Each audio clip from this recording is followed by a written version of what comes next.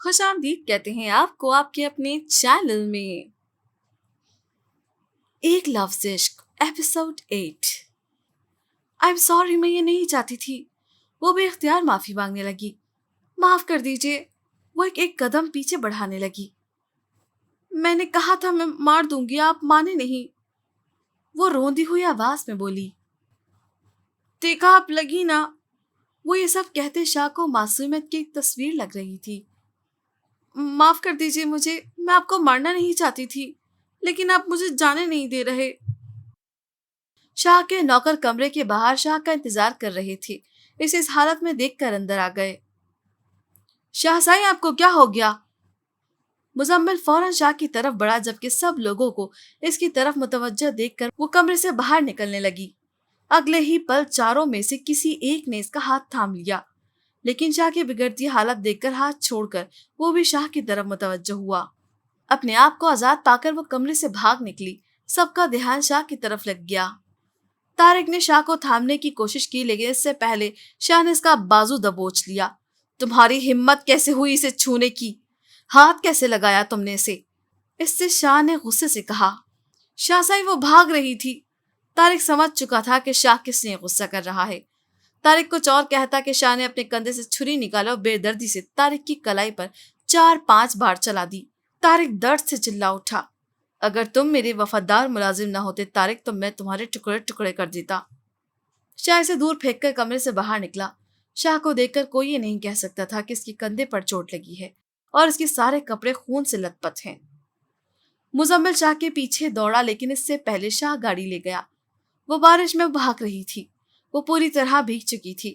اسے بھی کسی بھی حالت میں شاہ کی پہنچ سے دور نکلنا تھا۔ اس کی سانسیں بری طرح پھول چکی تھیں۔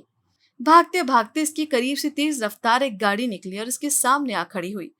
فرنٹ ڈور کھل کر شاہ گاڑی سے باہر نکلا اور اس کے قریب آ کر اس کا بازو پکڑ کر گھسیٹتے ہوئے اسے گاڑی میں بٹھایا۔ اب بھاگنا بند کرو، آخر آنا تو تمہیں میرے پاس ہی ہے۔ گاڑی کا دروازہ بند کر کے شاہ اپنی طرف آیا اور فل اسپیڈ میں گاڑی آگے بڑھا دی۔ پلیز مجھے جانے دے، مجھے گھر جانا ہے، مجھے میرے گھر والے ڈھونڈ رہے ہوں گے۔ وہ مسلسل مذمت کر رہی تھی، لیکن کون تھا وہاں جو اس کے رونے کی پرواہ کرتا، اسے اس کے اپنوں سے ملاتا۔ شاہ چپ چاپ بے حس بنا اپنی گاڑی ڈرائیو کر رہا تھا۔ 3 دن کے بعد آج وہ پھر وہیں پر تھی جہاں سے 3 دن پہلے رات کے اندھیرے میں وہ بھاگی تھی۔ گاڑی رک گئی۔ وہ اس کا ہاتھ تھام کر گھسیٹتے ہوئے حویلی کے اندر لے آیا، لا کر اسے بیڈ پر پٹکا۔ بہت شوق ہے تمہیں بھاگنے کا، بس بھاگ لیا جتنا بھاگ سکتی تھی تم۔ اب تم یہاں سے کہیں نہیں جا سکتی، کیونکہ اب شاہ تمہیں یہاں سے کہیں جانے نہیں دے گا۔ ایک بات کان کھول کر سن لو، سمجھ لو، اب تم صرف شاہ کی سوچو گی، صرف شاہ کو چاہو گی۔ آئی بات سمجھ میں؟ اب سے تم صرف شاہ کی ملکیت ہو۔ وہ اس کی آنکھوں میں آنکھیں ڈال کر اسے وارن کرتا ہوا بیڈ پر پٹک کے کمرے سے باہر نکل گیا۔ ایک بار پھر سے رونا اس کا مقدر بن گیا تھا۔ شاہزائی، یہ ڈاکٹر صاحب ہیں، آپ کے علاج کے لیے آئے ہیں، یہاں مزمل نے بتایا۔ شاہ مزمل کی طرف بڑھا اور اسے فرسٹ ایڈ باکس لیا، پھر اسی کمرے میں آ گیا۔ اسے پھر سے اس کمرے میں دیکھ کر وہ بیڈ سے اٹھ کھڑی ہوئی۔ بیٹھی رہو میری جان، تمہاری طبیعت ٹھیک نہیں ہے۔ اس نے اس کا ہاتھ تھام کے بٹھایا۔ ابھی کچھ دیر پہلے جو شاہ کمرے سے غصے سے باہر نکلا تھا، یہ آدمی اس آدمی سے بالکل الگ تھا۔ شاہ نے اسے محبت سے بیڈ پر بٹھایا اور خود زمین پر بیٹھ کے اس کے پیر کا زخم دیکھنے لگا، جو شاید بھاگنے کی وجہ سے اسے لگا تھا۔ لیکن وہ سمجھ نہیں پائی کہ اتنے غصے میں وہ اسے وہاں سے یہاں حویلی لے کر آیا تھا۔ یہ زخم آخر اس نے کب اس کے پیر پر دیکھا تھا، جبکہ جو زخم اسے شاہ کے کندھے پر دیا تھا وہ اس کے زخم سے کہیں زیادہ گہرا تھا۔ لیکن شاہ کو اس زخم کی پرواہ نہ تھی۔ اس نے کن اکھیوں سے اس کے کندھے کی طرف دیکھا، جہاں سے شاید ابھی بھی خون بہ رہا تھا، کیونکہ شاہ کا پورا کرتا خون سے لت پت تھا۔ شاہ بہت احتیاط سے اس کے پیر پر پٹی باندھ کر کھڑا ہو گیا۔ اب تم آرام کرو، رونا مت، یہ کہہ کر اس کی گال تھپتھپا کر کمرے سے نکل گیا، جبکہ ایک بار پھر سے وہ اپنی بے بسی پر رونے لگی۔ آج شام سے ہی بارش ہو رہی تھی اور منت بارش کی دیوانی تھی۔ اسے بارش میں بھیگنے کا بے حد شوق تھا۔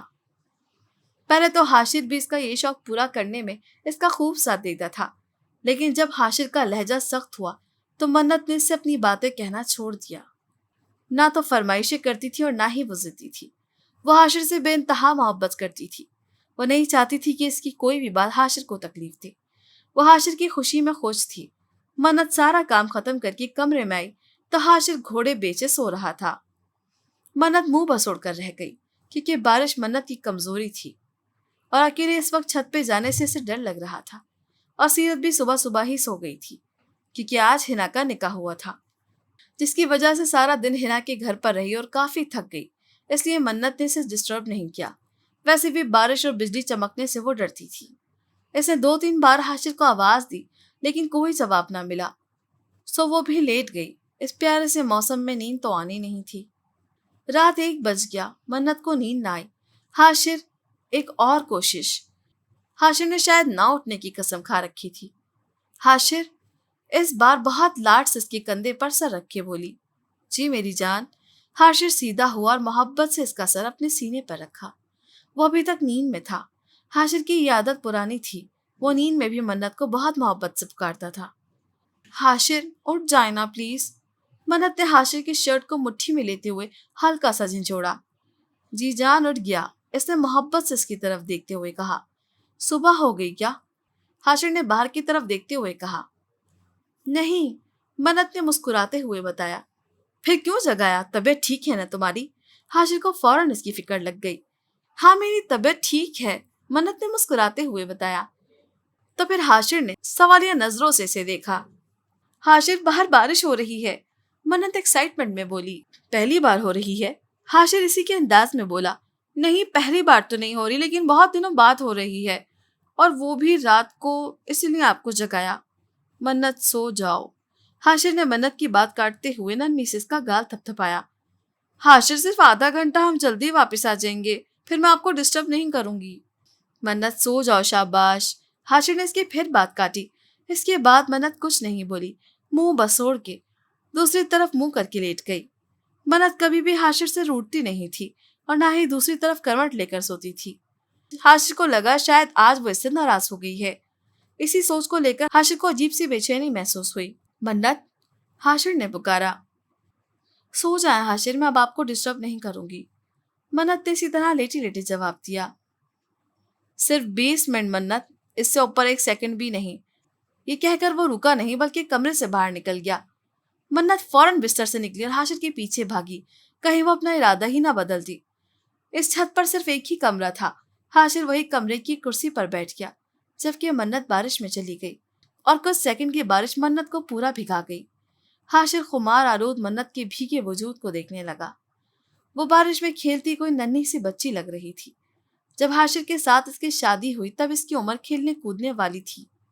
حاشر کو یہی لگتا تھا کہ اس کے ساتھ زندگی گزارنے کے لیے پہلے اس کو پالنا پڑے گا، لیکن پھر حاشر کو بہت جلدی احساس ہو گیا کہ وہ کوئی ناسمجھ نہیں، بلکہ وہ ایک مکمل شریک حیات ہے جس کے ساتھ حاشر اپنی ہر بات شیئر کر سکتا ہے۔ بھیگتے ہوئے منت کو احساس ہی نہ ہوا کہ کب حاشر اس کے پاس آیا اور اسے کھینچ کر مزید اپنے قریب کر لیا۔ مجھے دیوانہ کرنے لائی ہو اپنے ساتھ، حاشر نے منت کے کان کے قریب سرگوشی کرتے ہوئے کہا۔ میں تو خود بارش کی دیوانی ہوں، آپ کو کیا دیوانہ کروں گی؟ منت نے سیدھا ہو کر اس کے کندھوں پہ اپنے ہاتھ رکھے۔ اچھا تو تم بارش کی دیوانی ہو اور مجھے لگا کہ میری دیوانی ہو، حاشر نے شرارت سے کہتے ہوئے شہادت کی انگلی سے اس کی تھوڑی کو اونچا کیا اور اس کے نازک پنکھڑیوں جیسے لبوں پر اپنے لب رکھے، خود کو سیراب کیا۔ اس کی گردن کے حسین تل کو اپنے لبوں سے چھوا اور اس کے حسین سراپے میں کھونے لگا۔ اچانک بادل گرجے اور زوردار چیخ کی آواز سنائی دی۔ وہ ہوش کی دنیا میں آئے۔ سیرت! دونوں بے ساختہ بولی اور نیچے کی طرف بھاگے۔ دونوں بھاگتے ہوئے سیرت کے کمرے میں آئے۔ سیرت کسی معصوم سے چھوٹے بچے کی طرح اپنی الماری کے پیچھے بنی تھوڑی سی جگہ پر ڈر کر بیٹھی تھی۔ سیرت میری جان، کیا ہوا؟ حاشر دوڑتے ہوئے اس کے قریب آیا۔ بھائی مجھے آگ لگ جائے گی، بجلی کڑک رہی ہے۔ وہ ڈری ہوئی تھی۔ میں جل جاؤں گی، آگ لگ جائے گی۔ نہیں میرا بچہ، کوئی آگ نہیں ہے، کچھ نہیں ہوگا، میں ہوں نا تمہارے ساتھ۔ حاشر نے اسے اپنے سینے سے لگایا۔ بھائی، بارش، بجلی، آگ، میں جل جاؤں گی، میں مر جاؤں گی۔ وہ روئی جا رہی تھی۔ کچھ نہیں ہوگا میرا بچہ، میں ہوں نا تمہارے ساتھ، بہادر بنو میری جان، منت نے اسے سمجھاتے ہوئے کہا۔ بھائی مجھے آپ دونوں کے ساتھ سونا ہے۔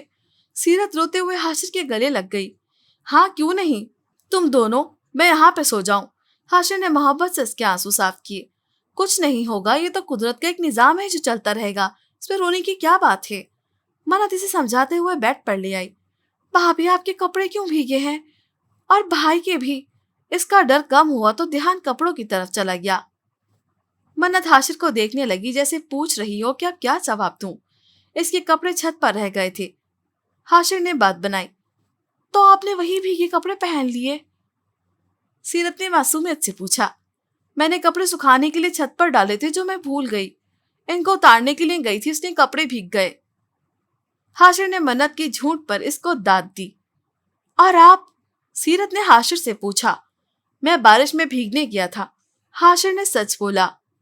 اس سے پہلے کہ سیرت کچھ بولتی، حاشر نے سیرت کا ہاتھ پکڑا۔ اب تمہیں بھی لے جا رہا ہوں، اور گھسیٹتے ہوئے چھت پر لے آیا۔ نہیں بھائی، بارش میں بھیگ جاؤں گی، بجلی کڑکے گی، مجھے ڈر لگے گا۔ سیرت نے پھر سے رونا شروع کر دیا۔ کچھ نہیں ہوگا، تمہارا بھائی ہے تمہارے ساتھ۔ اس نے بھائی والا مان دیا۔ وہ تینوں بارش میں خوب بھیگے۔ جو 20 منٹ کا وقت حاشر نے منت کو دیا تھا وہ نہ جانے کب کا پورا ہو چکا تھا۔ کبھی بجلی کڑکتی تو سیرت حاشر کے سینے میں اپنا سر چھپا لیتی، جہاں بجلی کا ڈر ختم ہو جاتا۔ سیرت نے بہت عرصے بعد اس طرح سے بارش کو انجوائے کیا تھا۔ کوئی کہہ نہیں سکتا تھا کہ دسمبر کی بارشوں کی سردی میں وہ تینوں چھت پر اس طرح سے بھیگ رہے ہیں۔ یہ حسین اور مکمل منظر تھا، شاید مکمل نہ تھا، کوئی کمی تو تھی۔ آج زاویار کی بارات تھی۔ زاویار کو سالار پر بہت غصہ تھا، وہ اس سے ناراض نہیں تھا، پر اس نے کہا تھا کہ اس کی شادی کی ہر تقریب میں شامل ہوگا۔ سالار اس کی شادی میں شامل نہ تھا، وہ تو منگنی والے دن ترکی جا چکا تھا۔ منگنی والے دن ہی وہ سالار سے فون پر بات کر کے اس پر اپنا غصہ نکال چکا تھا، لیکن وہ یہ بھی جانتا تھا کہ سالار موڈی ہے۔ جب اس کا موڈ ہوتا ہے تو وہ اچھے سے بات کرتا ہے، اور اگر نہیں تو وہ پوچھتا تک نہیں۔ لیکن وہ اپنی چھوٹی بہن دریا سے بے انتہا محبت کرتا تھا، اور دریا کی سالار کے ساتھ دلی وابستگی کے بارے میں جانتا تھا، اور اپنی بہن کی خوشی کے لیے کچھ بھی کر سکتا تھا۔ اس لیے وہ سالار سے ہر قسم کے رویے کو برداشت کر لیتا تھا۔ بھائی اب تیار ہیں؟ وہ سالار کے بارے میں ہی سوچ رہا تھا جب دریا آئی۔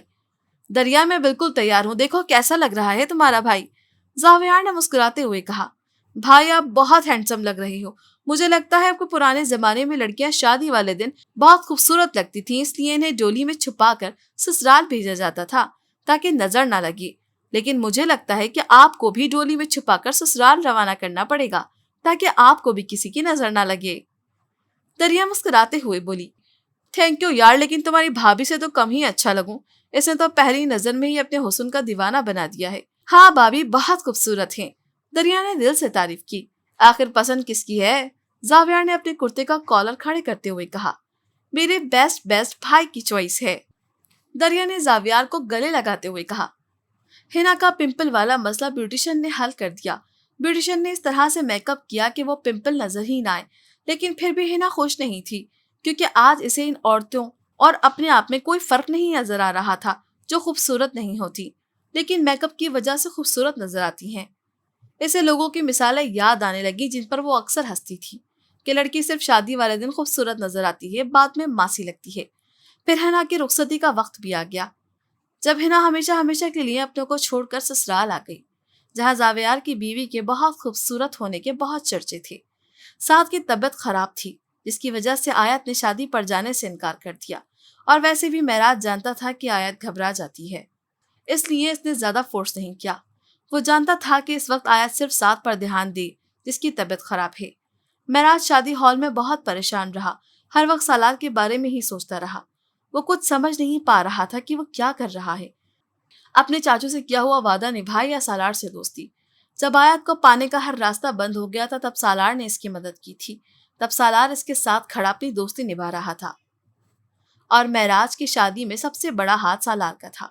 جب معراج آیت کی یادوں میں بکھرتا، سالار نے اسے سہارا دیا۔ سالار کے سینے سے لگ کر وہ آیت کے نام سے روتا تھا، اور آج سالار اس موڑ پر کھڑا تھا جہاں اسے ایک دوست کی ضرورت تھی۔ سالار ایک جنونی انسان تھا، اپنی پسند کی چیزوں کو حاصل کرنے کے لیے کچھ بھی کر جانے والا۔ جب سالار نے معراج کو یہ بتایا کہ یہ وہی لڑکی ہے جو شادی میں اس سے باتیں کر رہی تھی، تو تب معراج کو سالار کی پسند پر خوشی کے ساتھ ساتھ حیرانگی ہوئی۔ کل سیرت کا نکاح تھا اور معراج نے سوچ لیا تھا کہ وہ سالار سے کچھ نہیں چھپائے گا۔ یہی سوچتے ہوئے اس نے سالار کو فون کیا۔ اسے زاویار کے کمرے میں لایا گیا۔ آج اس کمرے کو بہت خوبصورتی سے ڈیکوریٹ کیا گیا۔ ہر چیز بہت خوبصورت. پتہ ہی نہیں کیوں ہنا کو اپنی خوبصورتی کم لگ رہی تھی. کتنے ہی لوگوں نے میری تعریف کی لیکن یہ سب جھوٹ ہے. میں بالکل خوبصورت نہیں ہوں. میرے فیس پہ کتنا بڑا پمپل ہے. یہ ہنا کی زندگی کا پہلا پمپل تھا. پتہ نہیں یہ کب جائے گا.